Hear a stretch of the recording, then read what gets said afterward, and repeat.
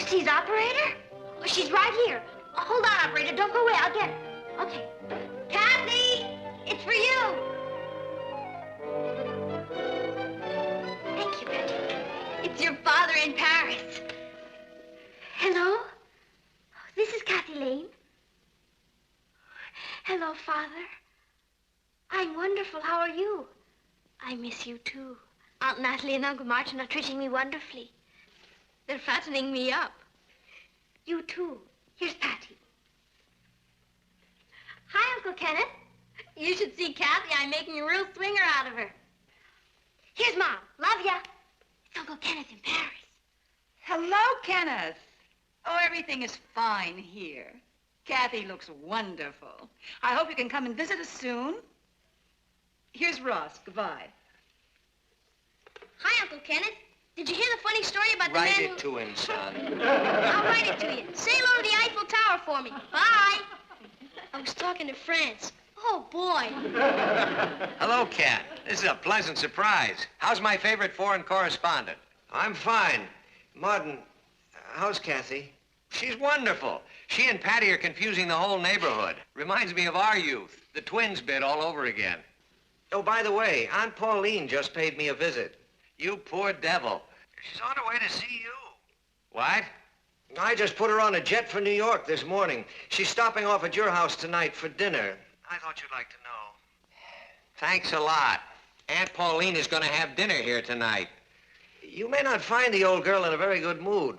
We had our annual argument just before she left. Let me talk to Kathy again. Goodbye, Ken. And here's Kathy. Daddy? I just wanted to say goodbye, Kit Kat. I loved your story from Yugoslavia. Hurry up and finish school and get back over here. I miss you like the devil. I miss you, Ted, more than you miss me. Goodbye, Kit Kat. I love you. I love you, too. Bye, Daddy. I wonder what time Aunt Pauline's arriving. Father has talked a great deal about Aunt Pauline, but I haven't seen her since I was a little girl. Now, I admit that Aunt Pauline is a little eccentric, but we have to remember that she's all alone in the world. We're the only family she has. Yeah, and she's worth $1 million. That's neither here nor there. I wish it was here. I'm not supposed to know, but Aunt Pauline willed her money to a foundation for sailors' widows. So you're going to be nice to her for her own sake. Will you send me away to camp, please? No, I will not.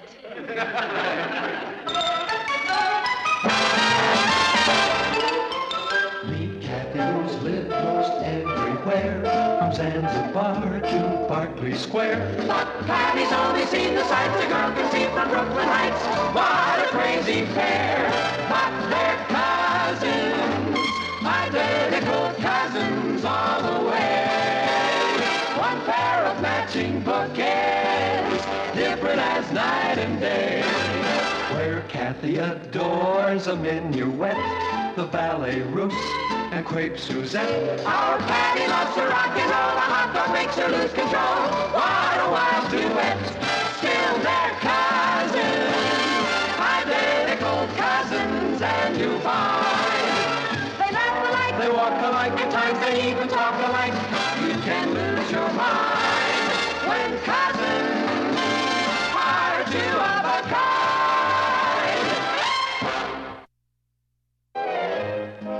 Gee, I get tired of lugging this stuff up to the basement year after year. It makes Aunt Pauline happy to see the presents she gave us.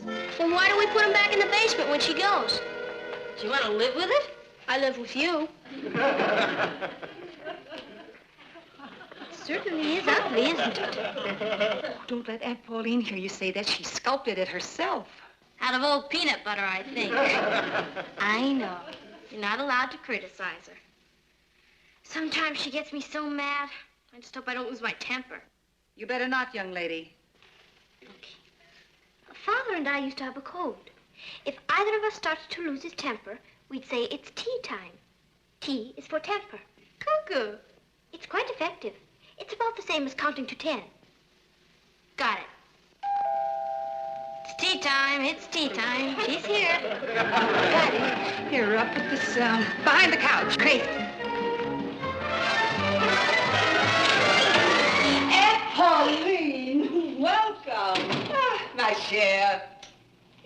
lovely. You've gained weight. Where are the petite ones? There they are, the little loves. Ah, Patty. Pauline? Ross. My, you've grown. Yeah, thanks. And this must be little Kathy. Très jolie. Hello, Aunt Pauline. You know, the resemblance is really remarkable. Of course, even as a child, Patty was a little prettier. Other than that, one could hardly tell them apart. Oh, charming. One forgets what a teeny little house it really is. Oh. Charming. Oh, my luggage.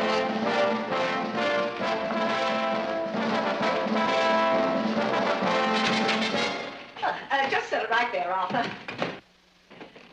Kenneth didn't say anything. Oh, it's going to be so nice to be in a real home again. Hotels are so outrageously cher. That means expensive. Yes, I know.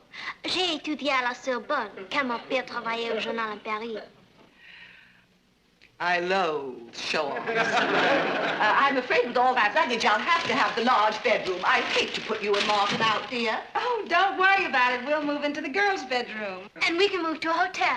You'll move into Ross's room. And I'll go to camp. You'll sleep on the sofa. That's all. Thank you, Arthur. Shoo. This is Ding Ding. Isn't she, dear? She's lovely. Isn't she sweet? I got her in Antibes. That's north of Nice. Isn't it south of Nice? You dear child.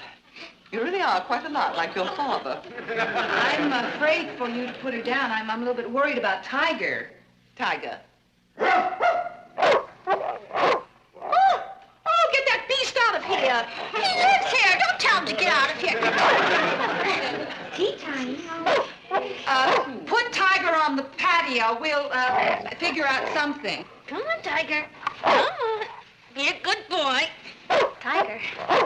Oh, hello, Via Shoo-Shoo. Don't be afraid, darling. Your mommy will take care of you. Now, children, go quickly, quickly. Get your presents. They're all marked. They all have your names on them. Go along. Oh, come, my love. Yes. Now, here's a good place, little Ding Ding. There we are. Yes. Of course, it's not what you're accustomed to, darling, but you'll be all right. Oh, my lovely statue. Oh, I'm so glad you appreciate the beautiful presents I brought you. Well, come along, children. Come on, open your presents. This time I've outdone myself.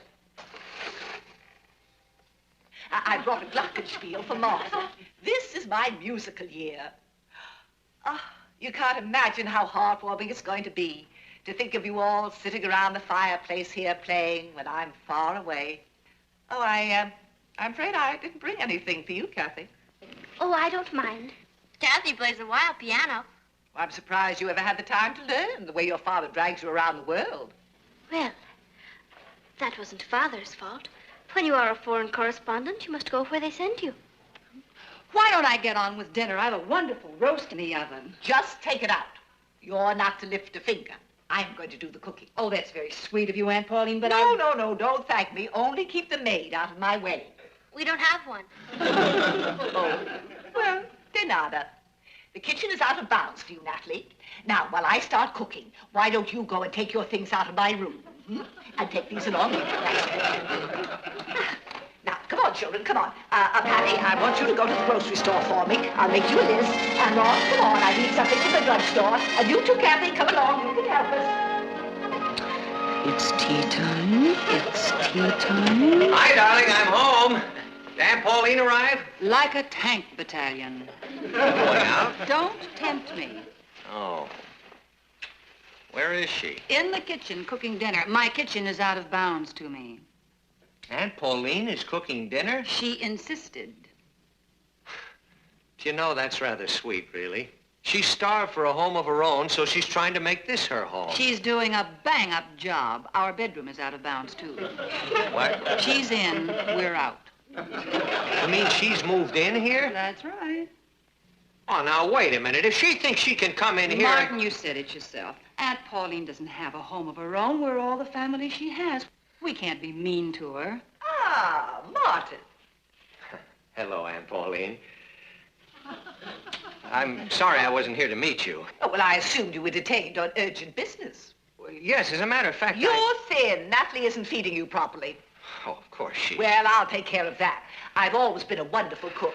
But on this last trip to France, I realized that I knew nothing. Rien. Wait until you taste this dinner. I'm ready. I'm starved. Isn't there any way that you can hurry her up? She won't let me in the kitchen. Maybe she doesn't want you to steal any of her favorite recipes. Do you remember those crepe Suzette she made last year? They were marvelous. Here we are. You'll see. The good things in life are always worth waiting for. I'm so hungry I could eat a horse. That won't be necessary, young man. Looks delicious. What is it? Beef steak. I love beefsteak. Oh, well, these are especially good. You really will love these. Now, go ahead, everybody. Eat your heart's content because there's plenty more in the kitchen. Enough for seconds and even thirds if you want them. What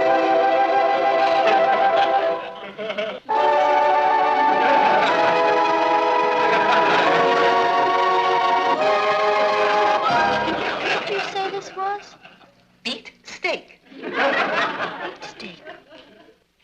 Yes. Isn't it delicious? And for dessert, I'm making a walnut souffle. Come along, come along. Eat it, it's delicious. Waste not, want not.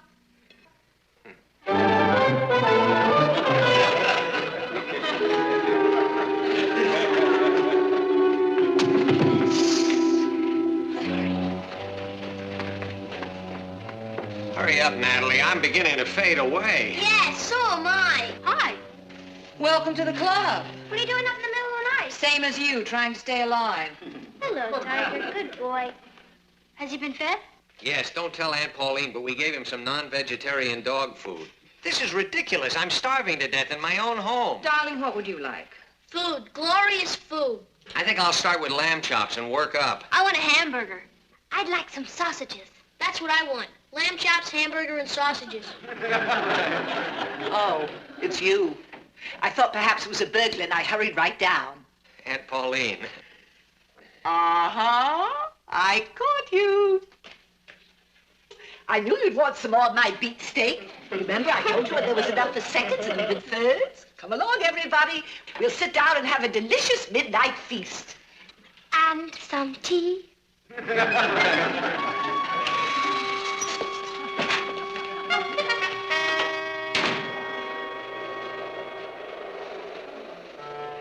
Anybody home?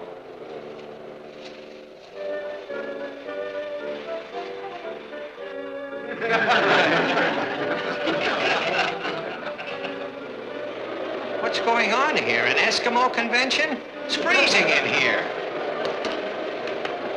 No use closing the windows. Aunt Pauline will just open them again. She learned it from a doctor in Newfoundland. They never catch colds up there.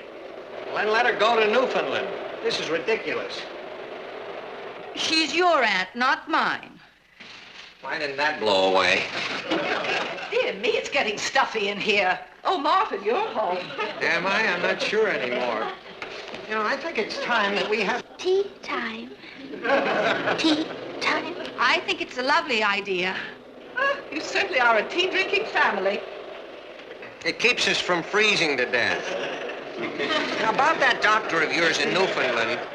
Oh, wasn't it lucky I ran into him? You know, when you're virtually alone in the world and have to travel every place by yourself, it's so important to meet nice companions.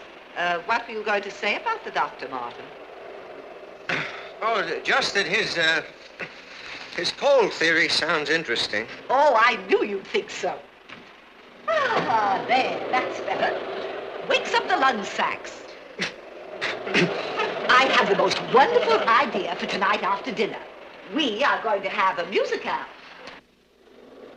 I'm sorry, Aunt Paulina. I have this date with Richard, and I have some work to do. And I have some mending to do. I have this editorial to write. And I have to go to camp.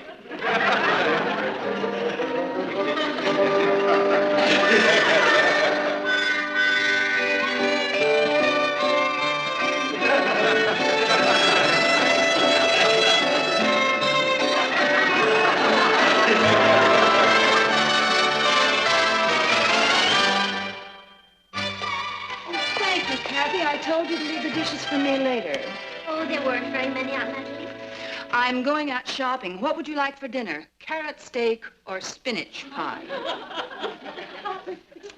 I think I'd like... I know. Neither would I. It won't last forever. I know she's difficult, but she's our only aunt, and we can't turn her out, can we? Or can we? Noticed that most of Uncle Martin's conversation the past few days has consisted of tea time. She's quite a woman. I'm really very fond of her.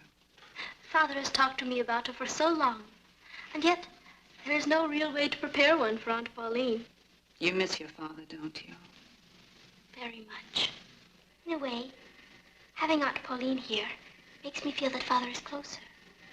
I mean, she is part of his family, isn't she? I think I'd like spinach pie for dinner. You know something? I not only love you, I like you.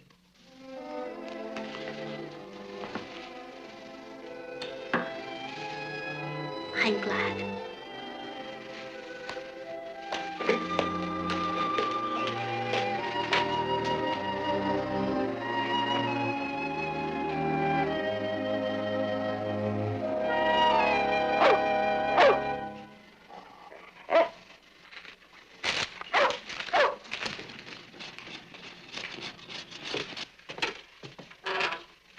There you are, Tiger. There you are. That's very unsanitary, Kathy. Dogs can give you hydrophobia. Oh, not Tiger. He's a sweet dog. He would never hurt anyone. You're an argumentative child, aren't you? I don't mean to be Aunt Pauline. I'm sure you don't. It's just the way you've been brought up. Or should I say the way you haven't been brought up? I didn't mean to be rude. The one thing I will not tolerate is insolence. But knowing your father, I'm not surprised. I think it's disgraceful the way you've been reared, dragged around the world like some nomad without any home or roots. That wasn't Father's fault. When Mother died, he wanted me with him, and I wanted to be with him. Well, that's no way for a young girl to live, hobnobbing with those ruffian newspaper men. They're not ruffians. They're very nice. I think I know a little more about it than you do. Father and I have always been very close. It was terribly difficult for him to decide to send me here to live while he's traveling so much. Well, he had no alternative. It's very inconvenient for an attractive widower to have a teenage daughter around. That's a horrible thing to say. Well, I'm a woman of the world, and your father always was a mouton noir, a black sheep. Because he won't kowtow to you? My father is the finest man I've ever known. Old moneybags. Old moneybags? That's what he calls you. He says you have a money bag for a heart and tinsel for a brain. I'm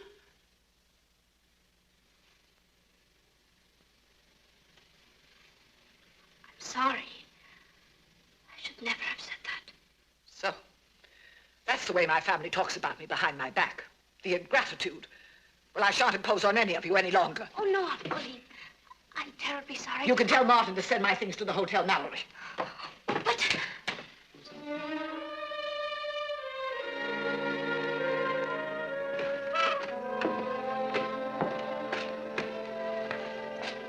Kath, dinner's ready. I'm not very hungry, Uncle Martin. Now, don't blame yourself for what happened, Kathy. She had no right to attack your father. And I had no right to be rude to her. I simply lost my temper. I was horrible, Uncle Martin. Wish I'd been here. Where will she go? Mexico City, I suppose. Now, don't worry about it, Kathy. She's pretty tough. She'll be back next year. No, she won't. She's terribly proud. She meant what she said. We'll talk about it later. Come on, have something to eat. You'll feel better. Aunt Natalie fixed some stuffed veal chops. Real veal. Would you excuse me? I don't care for any dinner.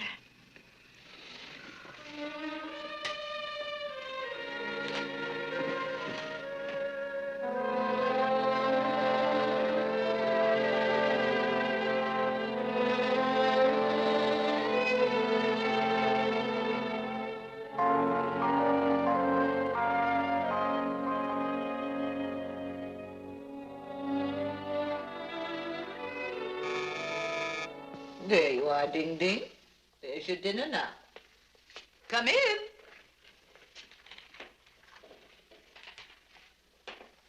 Oh. They sent you to beg me to come back. Well, you're wasting your time. I came to apologize. You only said what everybody's been thinking about me for a long time. Only they wouldn't say it because they wanted my money. But I have no intention of being the family joke. Please go.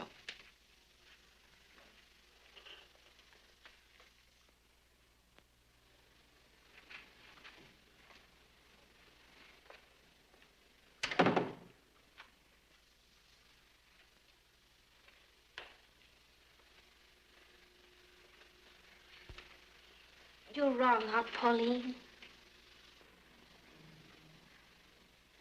I don't blame you for being angry. What I said was thoughtless and rude and unforgivable. But please don't punish them because of me.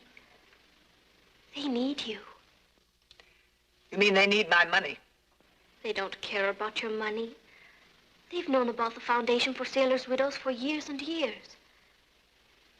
It's you they need. I believe the reason you act the way you do is because you're lonely and you want attention. Then, when people pay attention to you, you get angry because you think it's your money they're interested in.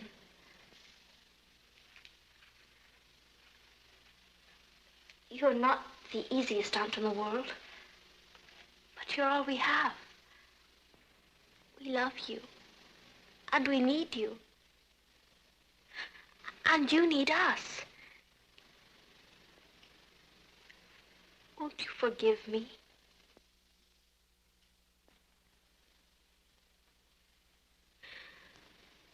I'm sorry. Goodbye, Aunt Pauline.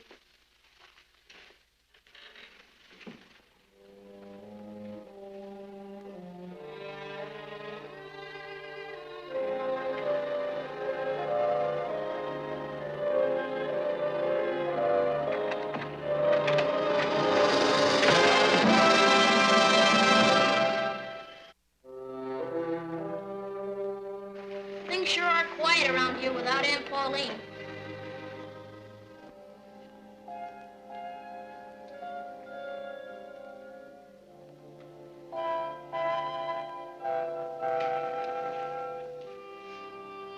Patty, you want to warm up your zither?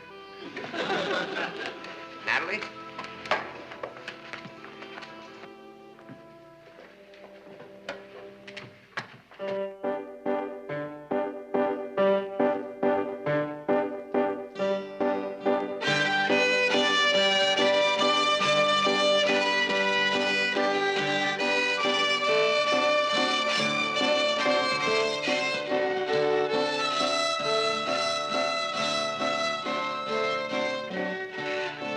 That's terrible.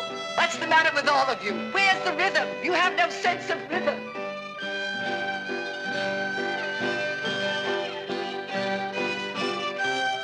No, that's terrible. Come on now. It's 1, 2, 3, 1, 2, 3.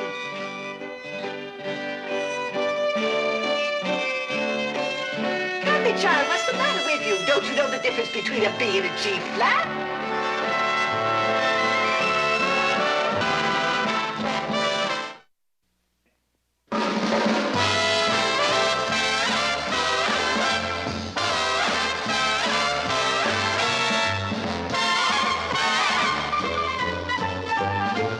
Here's Kathy, who's lived most everywhere, from Zanzibar to Berkeley Square. But Patty's only seen the sights a girl can see from Brooklyn Heights. What a crazy pair, hot and cousins, identical cousins, and you'll find they laugh alike, they walk alike, at times they even talk alike.